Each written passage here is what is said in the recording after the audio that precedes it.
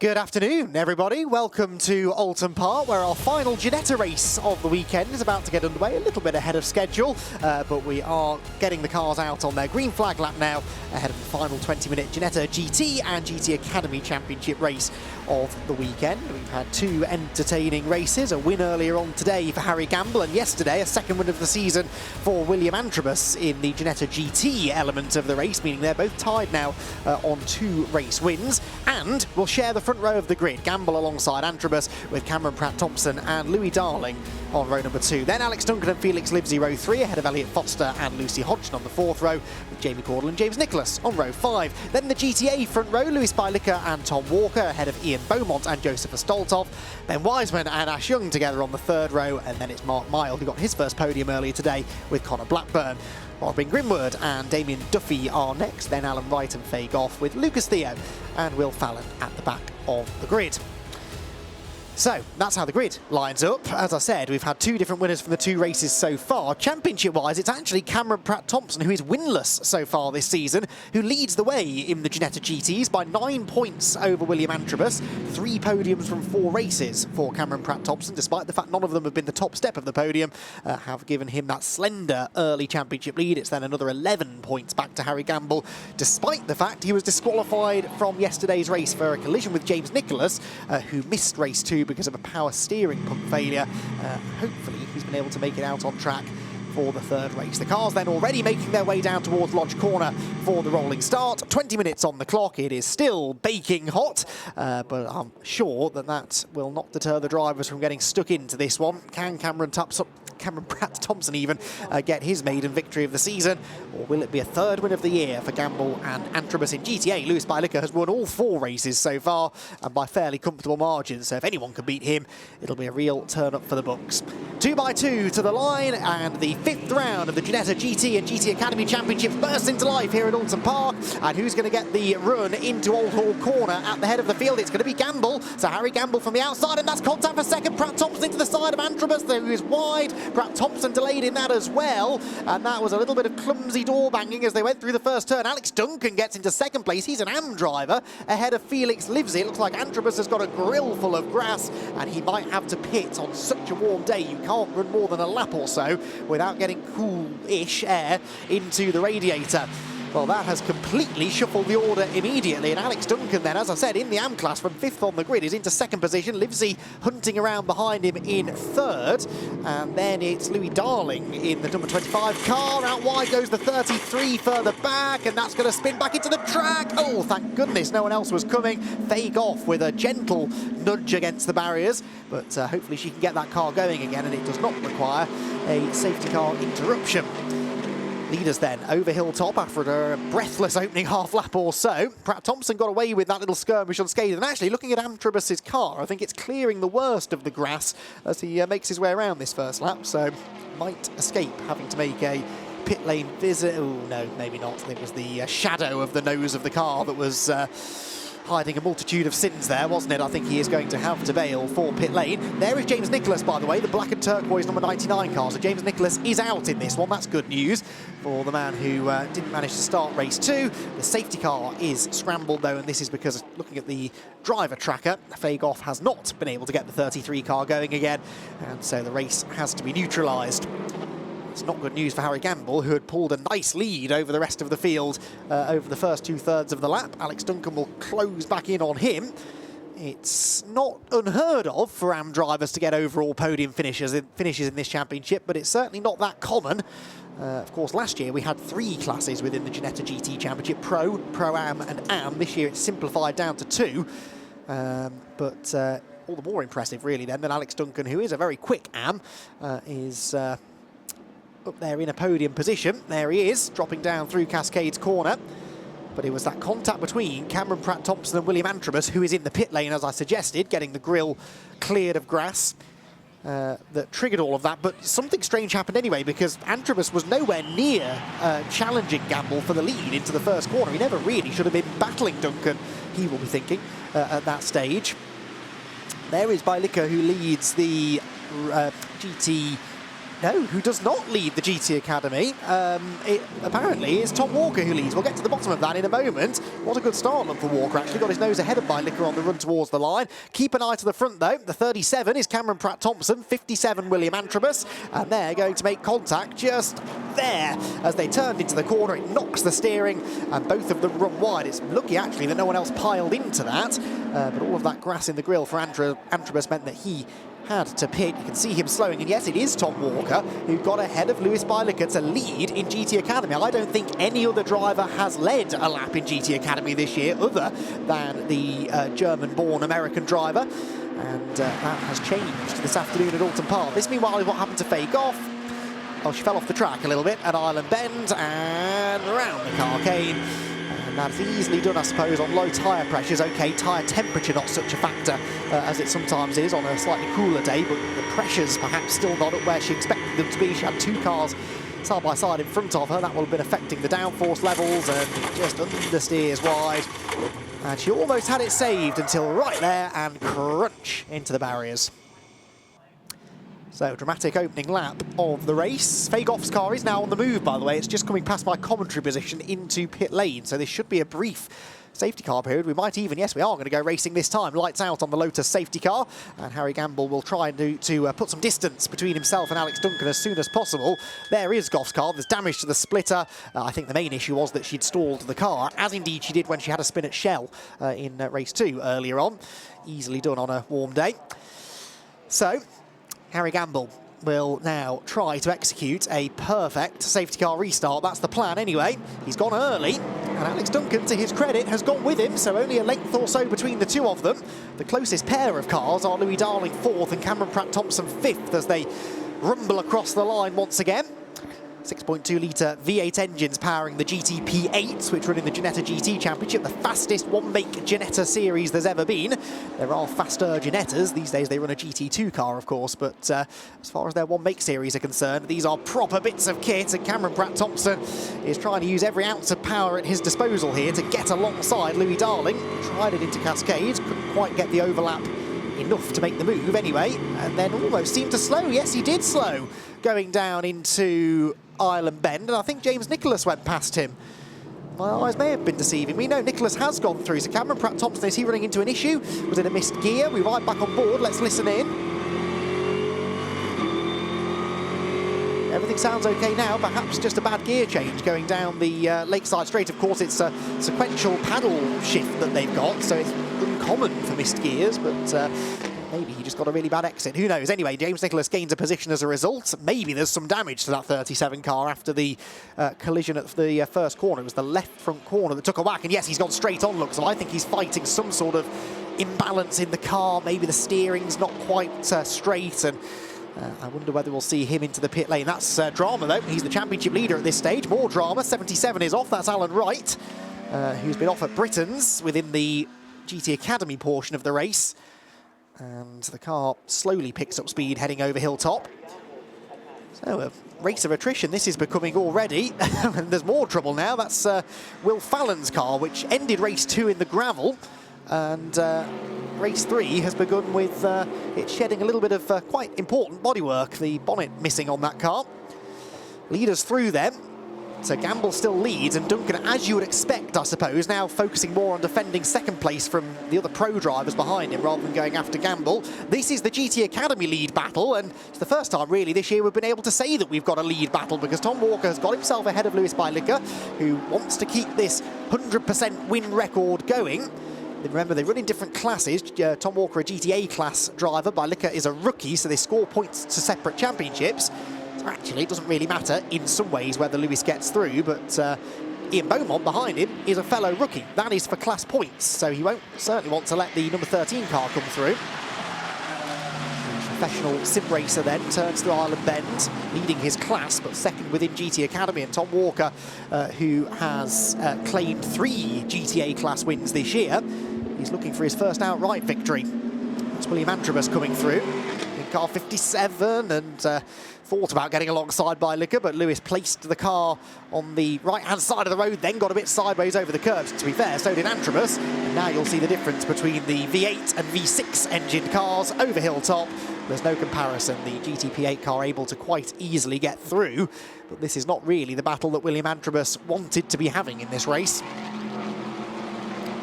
So the GTP8s come through Druids. James Nicholas flirting with disaster there with two wheels over the edge of the curb. Gamble, to be fair, not scorching away. He's getting a little bit of a lead over Alex Duncan, but Duncan holding his own well in second.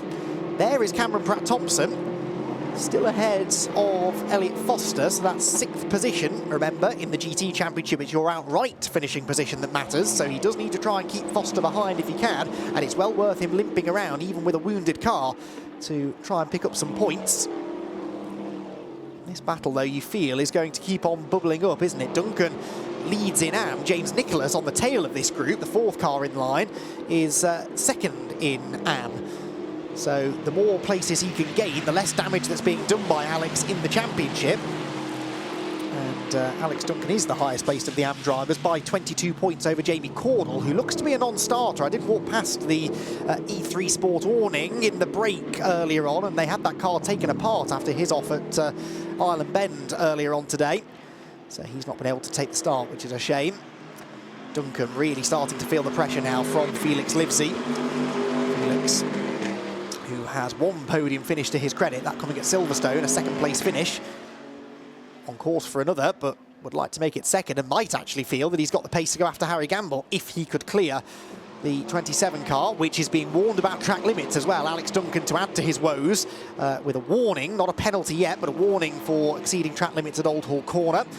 One of at least 3 corners where they do have those infamous sensors beyond the edge of the curb, which will monitor pretty much without any room for argument whether or not you exceeded track limits. You trigger it, it takes a picture. There's a camera pointing at the track that takes a picture. That's fired straight through to race control, and you don't really have a leg to stand on then if they do apply a penalty. Duncan needs to be careful. He's got to defend from 2 pro-class drivers, and also his main AM rival in this race, whilst also not going beyond track limits. So if he does it once more, 5 seconds will be added to his time. There goes Pratt-Thompson, getting away now from Elliot Foster. In fact, he's just set the fastest lap of the race, Cameron Pratt-Thompson, bizarrely. So a car that seemed to be walking wounded only a couple of laps ago is now the fastest car on track, by quite some margin, 4 tenths quicker than the leader that time. This is the lead battle in GT Academy, and Lewis by Licker is now starting to work towards an attack here, I think. Tom Walker just hovers in the middle of the road. By Licker sees a chance maybe to get to the inside, but Tom was far enough ahead. The momentum is always with the car that takes the later turn in there. So, to his credit, he wasn't flustered there by Licker's attack. That brings Ian Beaumont onto his tail. Ian Beaumont will really be relishing the opportunity to challenge potentially for a rookie class win here. Very successful short oval racer is Ian Beaumont, and that tells me he probably knows a thing or two about how to overtake on a circuit where overtaking isn't all that easy, so I suspect he's not going to back down from this fight. He was a former English, European and World Champion in 1300cc stock cars, amongst many other credits to his name. So Ian Beaumont's not the man you want filling your mirrors, really. And of course, By Licker can go nowhere because he's stuck behind Tom Walker. Fagoff's off again. Don't think that car is 100% healthy, in fairness, after her off earlier on, but she's out there trying to log some laps, score some points, but not really going her way today after the spin earlier on. Now a couple of off-track excursions in race number 3. There is Beaumont. What can he do about Lewis by Licker, who is under real pressure here for, as I said, the first time this season. The 4th car in line is Joseph Stoltoff, another American driver who runs within the GTA class, so he's not battling the 2 immediately ahead of him, but he is, of course, trying to get onto terms with Tom Walker for a class win if possible. Back to the GTP8s, and you can see now the lead that Harry Gamble's pulled out is a 3-second margin. Cameron Pratt-Thompson, though, has just done another fastest lap, a 42.7. That's now 7 tenths quicker, nearly, than the race leader, so he's going to be on this group before too much longer, especially if Alex Duncan really has to start defending this 2nd place. He's made a couple of moves to cover the inside, but nothing too drastic. 57, which is William Antrobus now being warned about track limits. Antrobus is 6 seconds behind Elliot Foster and about 13 seconds off the back of this group. There is Pratt Thompson then, final detail liveried car. As we ride on board down the hill into the Hislop chicane, hard on the brakes and round the outside of James Nicholas like he was standing still. That was a great move. To be fair, I don't think James put up too much of a fight. He could see that Pratt Thompson was a lot quicker and is entered into a different class, with Nicholas being an AM. What further progress can Cameron make now? That's the top 5, but a podium could still be on the cards here.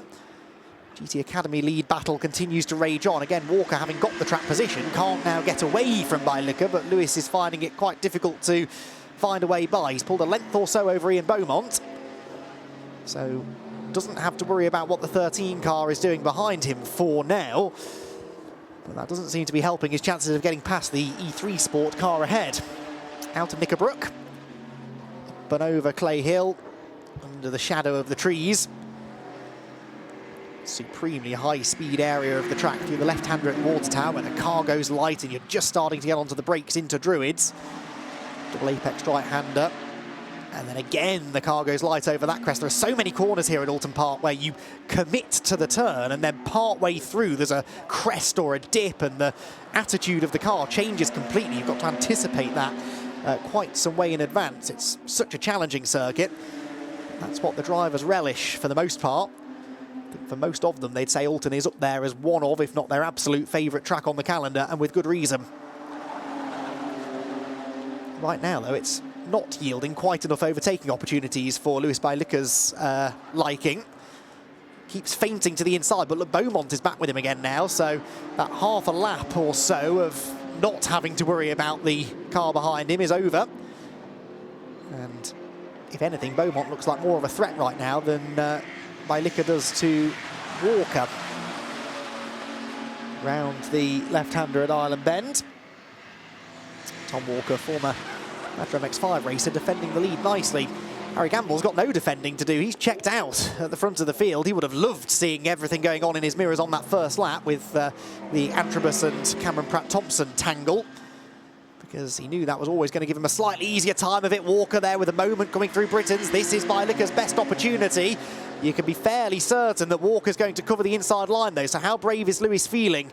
Does he risk it round the outside? The answer is yes, he does. Keeps on coming. That's the inside for the left-hander. Brilliant driving, but he slides the car across in front of Walker. Beaumont tries to buy into it, has to back out of it, and that was really, really good racing, that, from Lewis Beilicke. Something I'm sure he's practiced on the sim many a time, but doing it for real when you've got a tyre stack staring you down at the inside of the left-hander is another matter. Very impressive stuff, and now he ought to have the pace to check out, and Ian Beaumont could do with going with him, really. So Beilicke to the lead of GT Academy. He wasn't even alongside going into the braking zone. That was just very late braking, and a lot of trust, in fairness, that he put into Tom Walker there, that Tom wasn't going to run him out of road. Black and white warning flag now for Ian Beaumont for exceeding track limits. That's the least of his worries, though, because now Joseph Ostoltov is getting alongside him. It's the outside into Old Hall corner. Can Ostoltov get the better exit from the corner? Not really. So the 24-year-old American making his GT racing, or GT style racing debut this year, stays in 4th position. Lucas Theodore has gained 10 positions from where he started. 5th place now for Lucas in the number 7 car, started at the back after his tangle with Will Fallon in the previous race. He's had 2 third-place finishes within the rookie class so far this season, has Lucas, and he's on course for another one now. Here, meanwhile, comes Louis Darling, in fact, under pressure from Cameron Pratt-Thompson, who was trying to go around the outside at Lodge Corner. So Pratt-Thompson has caught this group now, dispatched of James Nicholas a handful of laps ago. He's asking all the right questions now of the driver of car number 25, who defends again into Old Hall corner. That will give Cameron Pratt-Thompson a better exit. There's a slide from the Orion SPR car as well. We're on board with Pratt-Thompson, and we're going to the right-hand side of the road. That's the outside at Cascade. He didn't fancy that, so actually lifted off the throttle before the kink at Denton's, just to allow himself the room to manoeuvre going into the turn. Now this relinquishes some of the pressure from Felix Livesey, who can now perhaps start to make a more concerted effort to get past Alex Duncan. Again, should he choose to take the risk. There's James Nicholas, and there is Lewis Bylicker. Lewis Bylicker is off from the lead of GT Academy. Where is that? That's down at Foster's. I think, has he pulled over or has he gone off at Cascades? That is truly bizarre. The field were just coming down through Hislop's. I think he's stopped at the side of the road. So, yellow flags. And Lewis Bylicker's winning streak will come to an end, having just got the lead away from Tom Walker. And it's all gone wrong. The Stoltov has gone past Beaumont as well, and there it is. There's no obvious sign of damage. The car just stops, and that is a very, very rare sight indeed for Ginetta to stop at the side of the track, but maybe the heat got to it, who knows. Oh, Duncan delayed in traffic here. This is for second position in the GTP8 class, and that's brought them all back together. It was the number 4 car they were trying to lap of Damien Duffy, and Alex Duncan was completely delayed by that. Amazingly, didn't lose the position to Felix Livesey, but there's more traffic ahead. Because we've had lengthier safety cars and later safety car periods in previous races, we've not really had this situation yet this weekend, where the faster Ginetta GT Championship cars have had to lap the GT Academy runners. So this is another dynamic now, right in the closing stages of the race. Harry Gamble doesn't have to take too many risks in the traffic with his 3-second lead, but behind it's, well, it's all to play for as these 4 drivers debate the lower podium positions. James Nicholas fading now, so at least Alex Duncan's AM-class victory looks more secure. We're on the final lap of the race as well, incidentally. Time running out. And Harry Gamble with a 3-second lead. He's on course, it would seem, to claim a 3rd win of the year. As I said, he and William Antrobus both came into this race with 2 wins. Alex Duncan, time penalty for an undisclosed number of seconds, according to the timing screen. I'm going to guess it's 5. But that is the second place man. It's going to drop him behind this group. Does it drop him behind James Nicholas? That's touch and go as to whether James is within 5 seconds, assuming it is a 5-second penalty. The timing screen, yes, has now updated to a 5-second penalty for Alex Duncan. So is he going to hang on to the AM win? It's my fault for saying that he seemed to have that in the bag, I suppose. He won't be thanking me. James Nicholas, though, might be quite grateful for this. If a win falls into his lap, he will feel he was robbed of one on Saturday after the contact with Harry Gamble. And this could be a little bit of fortune going his way. None of this will affect Harry Gamble in this one, though. Turns his way through Lodge Corner for the final time. The checkered flag awaits, and for the 3rd time this season, Harry Gamble will claim a victory in the Ginetta GT Championship. It's his 2nd of the day at Oulton Park, bouncing back nicely from the disastrous Saturday. Duncan is 2nd on the road. Wait for corrected times. Is he ahead of Nicholas? No, Nicholas gets the win in AM by a 2nd. So James Nicholas manages to look into a class win there, and Alex Duncan will be absolutely furious with that, having led the class all the way, finished 2nd on the road, and doesn't get to even celebrate a class win. Now, what of GT Academy? This is for the win, and it's for the GTA class win as well, between Tom Walker and Joseph Stoltov. So Walker, I don't think at any point has been the fastest driver on the grid in GT Academy, but he's held on to his track position reasonably well. Lewis Bylicker got past him and then stopped and retired. So now, can he defend for another 2 corners and keep hold of the class victory? He's already won the GTA class 3 times this year. Joseph Stoltov has 1 win. So they both know what it's like to stand on the top step of the podium. Who's going to be doing so later on this afternoon here at Oulton Park? It looks good for Walker. He's got a length or so in hand as they tip into Lodge Corner. And Tom Walker will accelerate off Lodge Corner and see the checkered flag. And, well, a little bit fortunate to win overall, but the GTA class win, he defended well to the end. Congratulations, Tom Walker. He wins in the Ginetta GT Academy with Joseph Stoltov 2nd. And Ian Beaumont gets the rookie win in 3rd position and didn't even have to use the front bumper to get there. That was a classy drive from him. Sat and bided his time and was able to get himself a class win and 3rd place overall. Don't believe they do an overall podium in Ginetta GT Academy, but notionally he was 3rd and gives him bragging rights, if nothing else, against some of the other rookies who finished behind him. Lucas Theo, by the way, shout out to him as well. 4th position, 2nd in the rookies, despite having started at the back. So Tom Walker wins in GT Academy. by, in the end, only a car length or so over Joseph Astoltov, 4/10 officially the winning margin. But in the GTP8s, it was Harry Gamble claiming a second victory of the day and a third of the season, with Louis Darling second and Felix Livesey third. Cameron Pratt-Thompson, a decent recovery drive that to fourth after the turn 1 collision, whilst James Nicholas inherits the AM class victory after a 5-second penalty demotes Alex Duncan to second in class. Antrobus was next after a pit visit, Elliot Foster was 8th, and Tom Walker gets the win in GT Academy and the GTA class within it, ahead of Joseph Astoltov. The rookie winner is Ian Bowman, with Lucas Theo for close company behind. Connor Blackburn 5th in GT Academy. Then it was Ash Young, Ben Wiseman, Mark Mile, Robin Grimwood and Alan Wright, the first car a lap down, ahead of Damien Duffy, Fagoff, Louis Bailicker, a non-finisher, as was Will Fallon.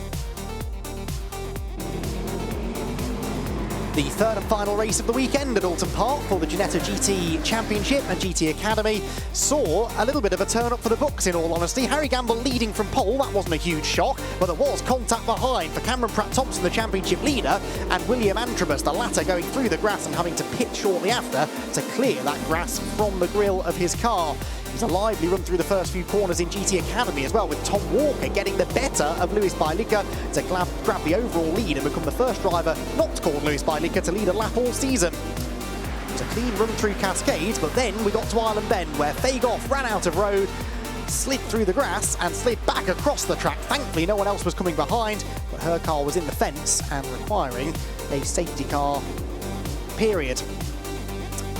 Been a brilliant start for Gamble to lead in GTP8. Upon the resumption of racing in GT Academy, Bailicker was hungry to get another win, swept to the outside of Walker at Hislops. It was a brilliant move to get the lead away. He already led in the rookie category, but wanted to get a 5th overall GT Academy win from 5 races, but disaster struck moments later as the 17 car pulled over to the side of the road.